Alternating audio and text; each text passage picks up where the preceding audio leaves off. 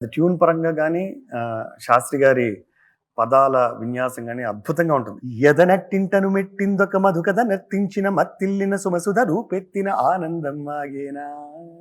ఇది సంగీత దర్శకులు ఈ ట్యూన్ ఇచ్చాక శాస్త్రి గారికి ఒక ఛాలెంజ్ చేశారంట కదా!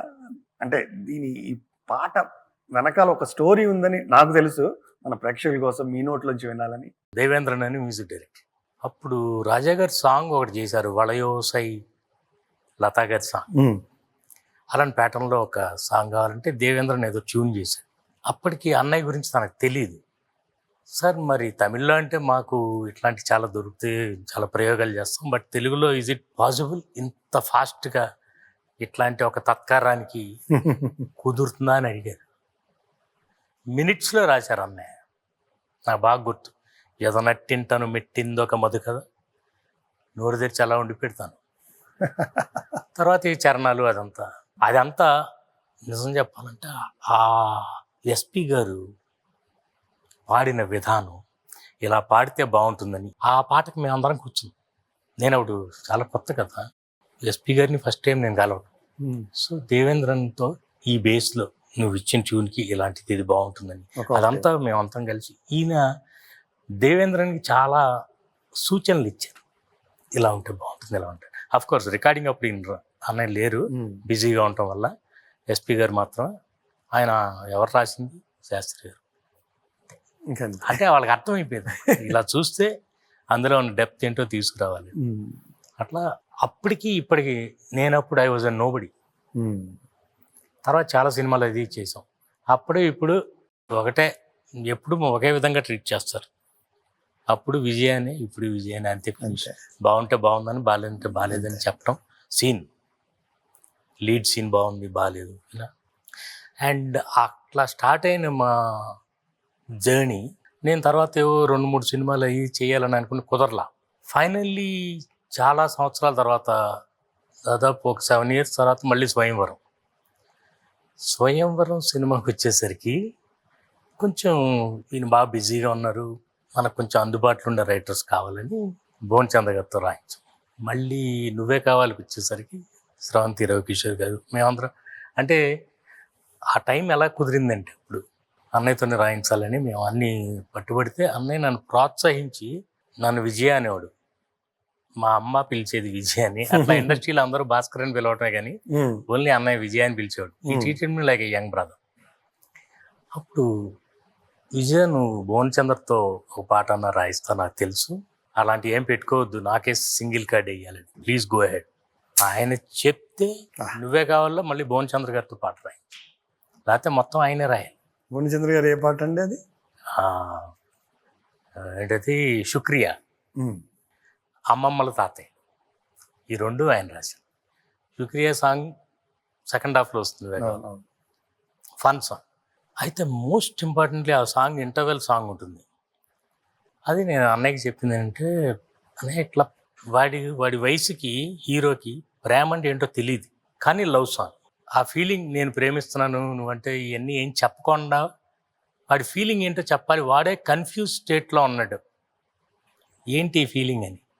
అంటే అప్పుడు ఆయన రాసిన పాట, ఎక్కడ ఉన్నా పక్కన నువ్వే ఉన్నట్టు ఉంటుంది, నువ్వే కావాలి.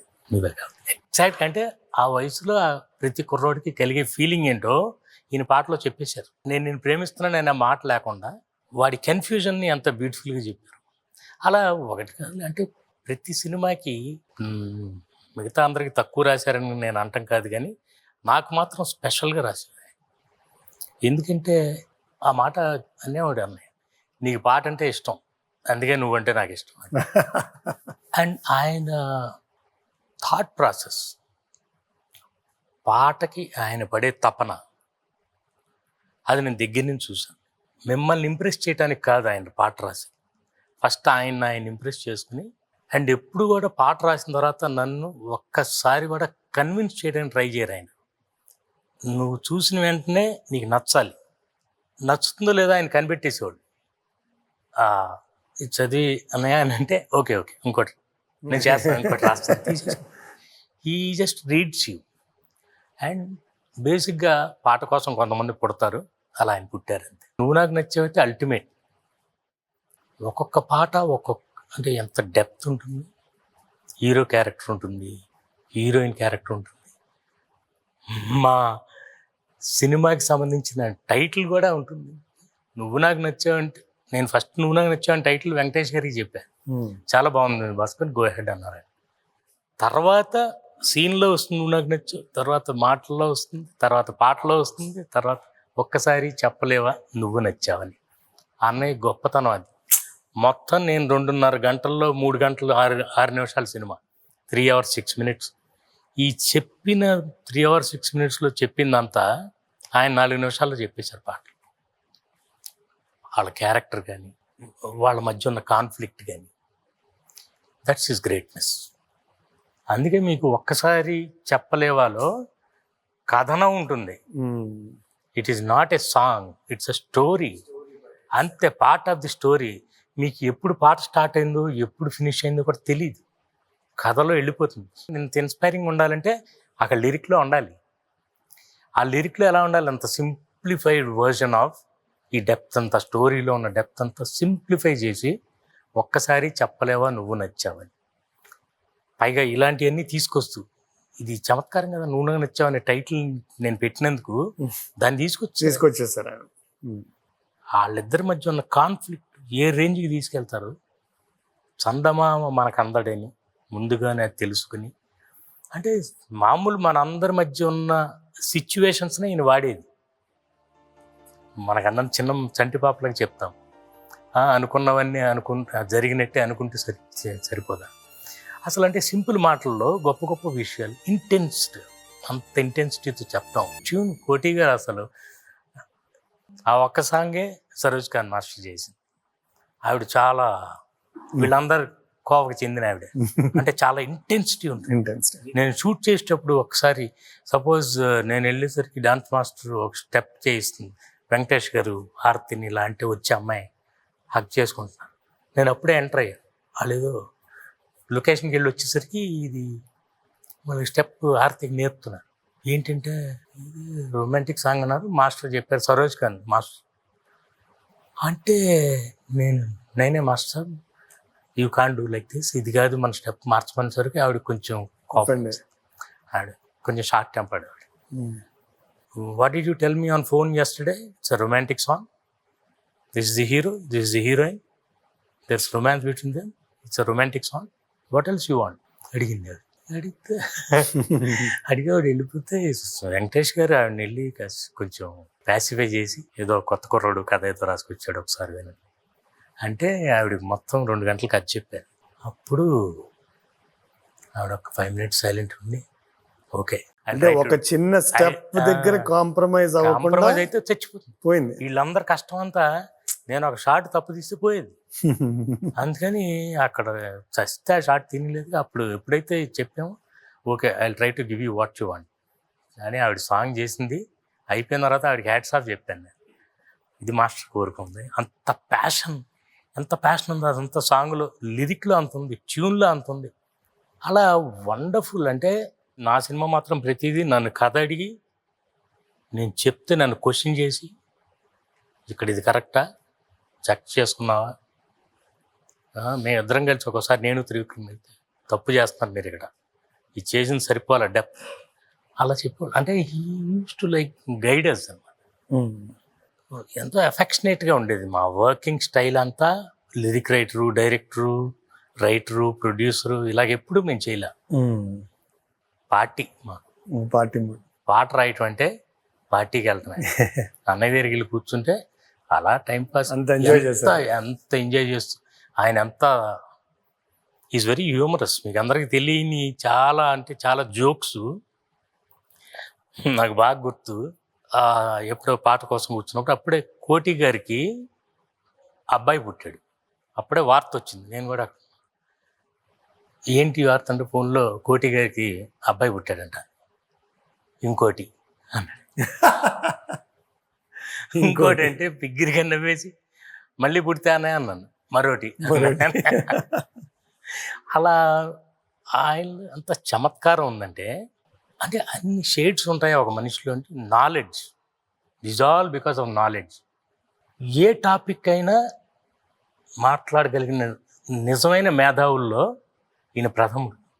ఒక విషయం చెప్పాలంటే గిరీశం కన్యాశుల్కంలో, గురజాడ అప్పారావు గారి కన్యాశుల్కంలో గిరీశం క్యారెక్టర్ ఒక డైలాగ్ అంటాడు, నాకు బాగా ఇష్టం. నాతో మాట్లాడటం ఎడ్యుకేషన్ అంటాడు. Correct. అది అన్నయ్యకి వర్తిస్తుంది. ఈయనతో మాట్లాడటమే ఎడ్యుకేషన్.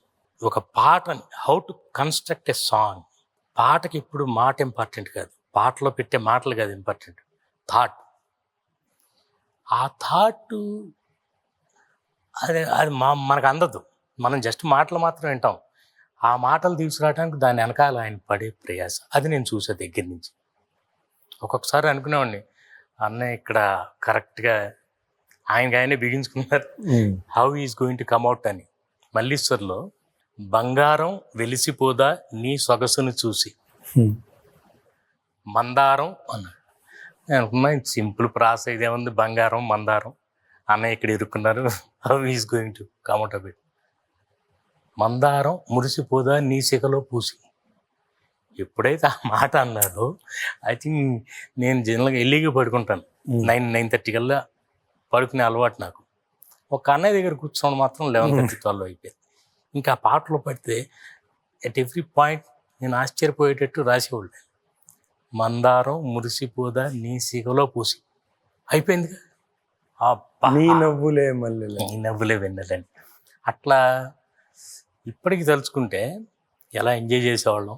ఏం మాట, పాటలో మేము పెట్టిన పల్లవులు చరణాలు కాకుండా ఎన్నో అద్భుతాలు కుదరకంటే లెంగ్త్ లేదు, ఒకటే పల్లవి 2 చరణాలు. ఈయన రాసిన చరణాలు ఏది వదలబుద్ధి కాదు. నువ్వు నాకు నచ్చిన సినిమాలో దాదాపు ఒక పాటకి చాలా ఒక 65 వర్షాలు పల్లవులు రాశారు. ఎన్ని అంటే వదలటమే. అంటే ఫ్రాంక్లీ స్పీకింగ్ మనకి సినిమాలో వాడగలిగింది ఒకటే.